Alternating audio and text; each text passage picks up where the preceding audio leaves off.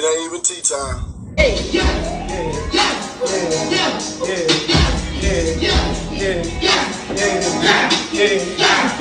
Of what's going on, but nobody knows exactly what's going on, and they probably didn't. Who knows? But at the end of the day, you know what I'm saying, that just shows that you still have to fight because you still have to provide for your family. You know what I'm saying?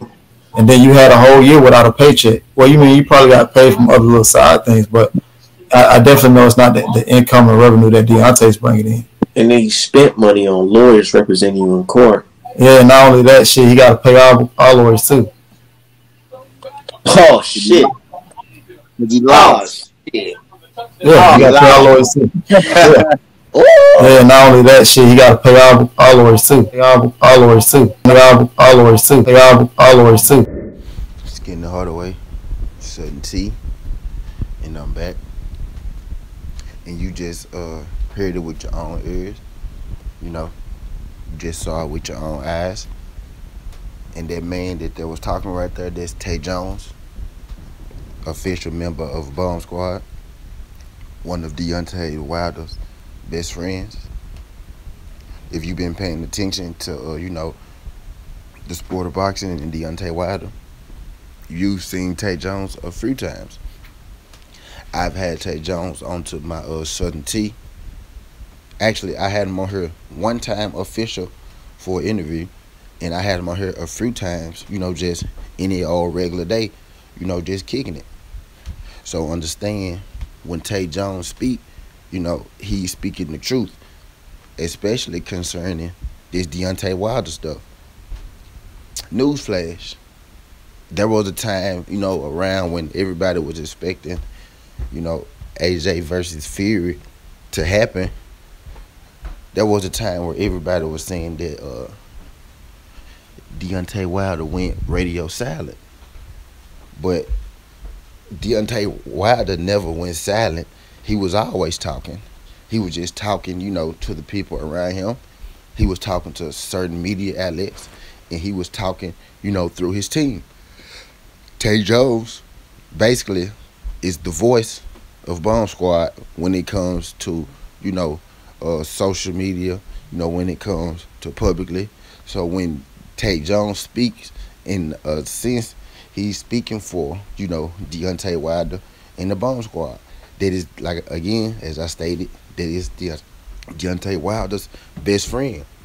So it's a reason that, you know, he speaks the way he speaks, with the confidence he speaks on, pertaining this, you know, Tyson Fury having to pay, you know, Deontay Wilder lawyer fees. And you see when he said it, he said he got to pay our lawyer fees too, as in team Deontay Wilder. So this is a real thing. And really, if you don't believe this, still, if you ever been to court, if you ever been in the battle, you know what I mean? You know that the loser pays the court fees. That simple, cut and dry. But I said that to say Tyson Fury, it's like, even if Tyson Fury wants to get out of this fight with Deontay Wilder, he won't be able to, because Tyson Fury is almost in the exact same spot that he was in 2 years ago with Klitschko. What you mean, Southern T, he in the same situation? Well, let me tell you, it's eerie similar that right after the Klitschko fight, Tyson Fury took a break from boxing. And that's when, you know, that's when all the things, you know, the mental health started, the money issues started, the drug problems started. And I feel like now, slightly different, different person in Deontay Wilder, not Klitschko, but same situation. You know, you got a lot of personal things coming up with Tyson Fury lately. You know, a lot of, you know, there's been a lot of, you know, reasons why, you know, this fight had to be pushed back, or why it couldn't happen. And this isn't the first time that this fight was pushed back. People forget that this is the second time that this fight was pushed back, because the first time was last year when the whole mediation, arbitration thing started. We were getting this fight this year in October, when we supposed to have this fight last year in July. And when I say last year, I mean 2020 in July. Tyson Fury and Deontay Wilder had a legal issue which stretched out, the length of this fight, which was supposed to be July 24th. And then Tyson Fury caught COVID on July 24th. And then we hear Tyson Fury and Sugar Hill, aren't working together anymore. And then, God bless, we hear Tyson Fury's daughter is sick, which now I heard that she's doing better.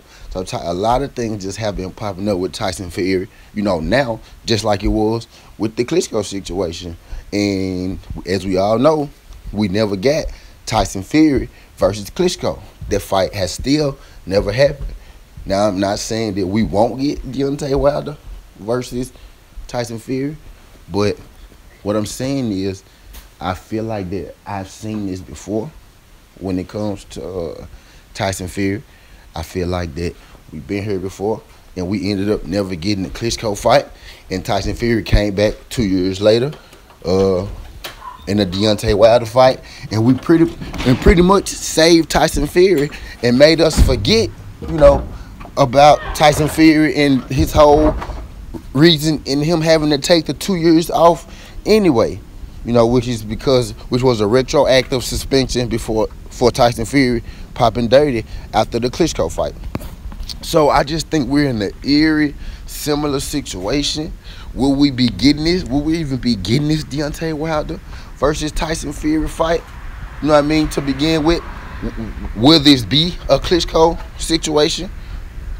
I say this. I do not believe that Tyson Fury shows up October 19th.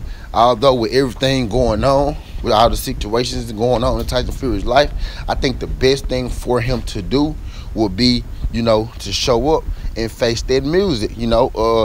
It's the inevitable. It has to happen. At this point, it has to happen because he's contractually obligated to do it. And if he don't, he is going to be forced to retire and never box again, because that's part of the stipulation between Deontay Wilder and Tyson Fury, and the judge appointed, and the judge appointed arbitration winning. Tyson Fury must fight Deontay Wilder, and he only had one setback, one chance to get the day moved, and he already did that from July 24th to October 9th. So any other inconveniences and miscues doesn't matter. There's no excuse for it. If Deontay Wilder wants to, he can move forward with legal action to be taken upon Tyson Fury, and Tyson Fury will be right back in court, right back looking at Deontay Wilder, right back going through everything that he just went to and that he just lost, which is the reason that he has to pay these court fees now to begin with. So I'm not going to say that Tyson Fury is broke or anything like that, but Tyson Fury hasn't had a fight in a year. Before he had his last, 3 fights, he hadn't had a fight in 2 years. He fought Deontay Wilder, Tom Schwartz, and Otto Wallin. That's the last. He only had 3 fights in the last 3 years, and all 3 fights happened last year. And all 3 fights happened before Deontay Wilder too. So he had 4 fights. He had 2 fights with Wilder, and a fight with Otto Wallin, and a fight with Tom Schwartz. So Tyson Fury hasn't been fighting as much lately. So I'm pretty sure that Tyson Fury hasn't been fighting as much lately. And after coming out 2 years, Tyson Fury can't afford to have, can't afford to retire or take another couple years layoff. So at this point, Tyson Fury has been backed into a corner, literally by the legal system and by Deontay Wilder, and he must step in this ring October 9th. But I made this video to let y'all know that Tyson Fury does indeed have to pay Deontay Wilder court fees. So I think it will behoove him, to actually show up October 19th, October 9th, make your money, accept your fate, and then we can just get on with the get on. No more excuses from either side. There's no more running around, no more games that can be played. This fight must happen. It's been switched once, can't be switched again. So October 19th, we're in for the biggest fight of the year, maybe the biggest fight of the century, for sure one of the biggest fights of the century, and I'm excited for it. But it is true that Tyson Fury has to pay Deontay Wilder's court fees, which is the reason why that I make this Southern tea. But Skin the Heart Away, Southern tea. This ain't the past, this ain't the future, but this the present. That's how we rockin', and I'm out. Love.